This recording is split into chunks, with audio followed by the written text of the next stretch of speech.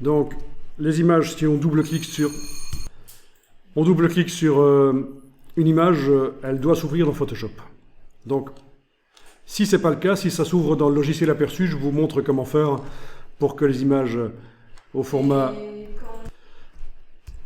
Donc, si jamais ça ne s'ouvre pas dans Photoshop, il faut aller sur l'image et demander... Sur Windows, ce sera propriété, clic droit propriété. Sur Mac, ce sera clic droit, lire les informations. Et là, il y a possibilité d'aller régler en bas le ouvrir avec. Voilà, il faut choisir ouvrir avec et avec quelle application vous voulez que ce type d'image, JPEG en l'occurrence, s'ouvre. Et une fois que c'est fait, il faut cliquer sur tout modifier pour que tous les JPEG s'ouvrent dans Photoshop quand on double-clique sur eux. Donc ça, c'était la petite parenthèse, le petit rappel. C'est quand même bien pratique de décider dans quel logiciel les images s'ouvrent. Et en cours de travail, un jour suivant, je vais peut-être décider que les JPEG doivent s'ouvrir dans Aperçu et pas dans Photoshop. Ça peut être intéressant. Donc voilà, les images sont ouvertes dans Photoshop, elles sont toutes dans leurs différents onglets. Oui, si vous avez des messages sur les profils quand vous ouvrez l'image, vous pouvez choisir « Conserver le profil incorporé ». Contrôle tabulation me permet de passer de l'une à l'autre, vous savez ça. Contrôle tabulation, voilà, un pan, un faisan, une mouette, un flamant rose. Je veux revenir sur la mouette, contrôle majuscule tabulation. C'est pour aller en arrière.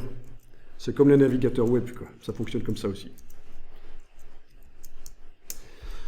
Donc ça, c'est pratique. Alors, voilà ce que vous allez faire. Vous allez créer, dans la palette Action, un dossier de script à vous. Donc pour ça, il va falloir aller chercher la palette Action, donc dans le menu Fenêtre, Action. La palette des actions, menu Fenêtre, Action. Donc c'est ce que j'appelle les scripts, parce qu'avant ça s'appelait les scripts. Mais maintenant, ça s'appelle les actions parce qu'il y a des choses qui se sont ajoutées à Photoshop et qui s'appellent les scripts dans le menu Fichier, Script.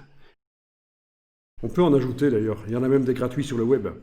Ce sont des scripts qui sont difficiles à créer soi-même, c'est du JavaScript.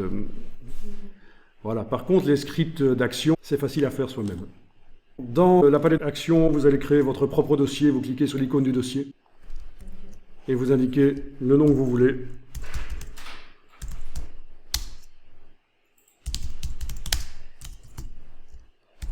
En principe, on met le nom du type de script qu'on mettra dans ce dossier, mais bon, ici, si vous arrivez à créer un dossier, c'est déjà parfait.